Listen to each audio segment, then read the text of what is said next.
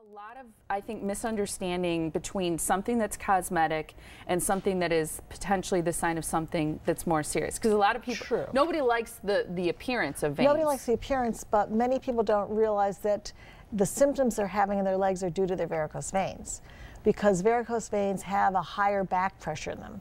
You know, the veins are the vessels that are returning the blood to your heart and lungs after the oxygen's been taken out, when the arteries carry the blood down. So they're working against gravity. And if they're not working properly, like in this picture, we have a picture of valves in the vein, and that's how the blood goes up, and it's prevented from being pulled back down by gravity. They're little one-way valves from two little leaflets. And if the valves aren't working, then the vein can stretch apart, and it can become malformed and larger, and it's holding much more blood in it than it should. And when that happens, there's congestion in the legs, and there's higher pressure in those veins, and so you can really get problems. That the veins stretch out to accommodate all that blood.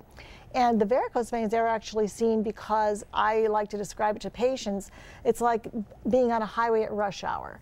And so if that highway, which is the main trunk of veins, if it's similar to that as an analogy, if that's all backed up, then all the entrance ramps are going to be backed up too. And that's where we start seeing the bulging varicose veins in the skin. Those are the entrance ramps trying to drain into the main highway, the main trunk.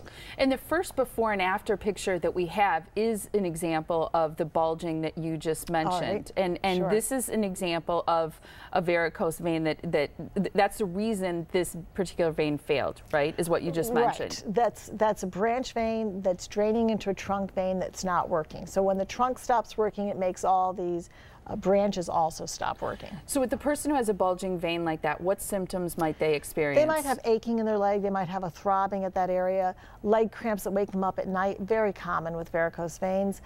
People get swelling in their legs because of the increased pressure pushing fluid out of the vessel actually into the tissue around it.